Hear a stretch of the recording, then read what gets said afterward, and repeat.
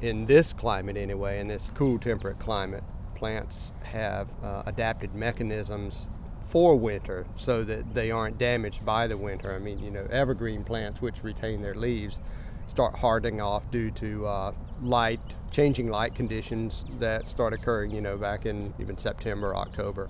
Flower buds and vegetative buds each have a chemical requirement, to put it simply, that has to be overcome by cold conditioning. And it's in tandem with their environment, so it's more or less based on the climate of a given area that these plants are native to. We have a series of 4 heaters, really nice heaters with the hoods over them, in which we keep going with propane. We place them out kind of strategically under here. That'll kind of maximize getting the heat up to the buds so that the frost won't settle on them in the winter on those very cold nights when the buds are close to being open.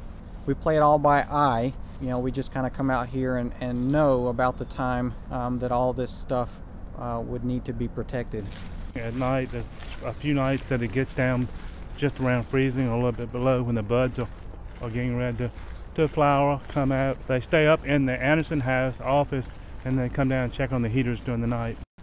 Most cactus can endure cold nights, frosty nights, as they would in the desert. But as far as our non-hardy succulents, if we do anything, we really just take pieces or parts of them and propagate them into a kind of a smaller batch and then overwinter those in the greenhouse. And that way we're able to, once spring comes, pot those into our containers or back into the gardens for show, and that's kind of how they prolong themselves. We're able to see the architecture of the trees at this time of year, especially the deciduous ones. So we're able to go in and do a lot of the pruning and maintenance to the trees of cleaning out the dead or dying or diseased growth in them. So it really makes a great time of the year to be able to see that as it kind of silhouettes against the sky. You can't predict when an ice storm is going to come. That's very difficult to do.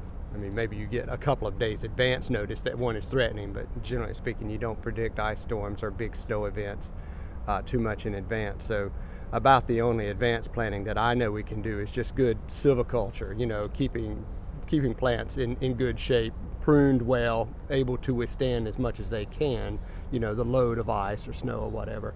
Other than that, it's sort of reacting to the event once it comes.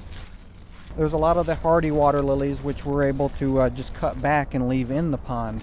But then there's also those that are tropical water lilies. By this time, the shortened daylight is already kind of telling these plants that, you can stop growing now. And so they start to go a bit dormant. So all we really need to do is cut the leaves back and really just take those up, and we actually take them up to our greenhouse and overwinter them so that they're not at all affected by the cold frost or even the freezing temperatures of the water freezing over. You also have the Daphne odora, the winter blooming honeysuckle, and there's a winter jasmine that's blooming down by the fish pool also. That and snapdragons, and as well as dianthus and some other annuals. We plant thousands of pansies, and they're in the terrace garden, and down here also located in the rose garden too. The attendance is certainly reduced in the winter. Occasionally we'll have the groups of students still coming through. There are visiting families, and also faculty and staff are always walking through. But we always encourage them that there's always something in bloom, there's always something new to see out here.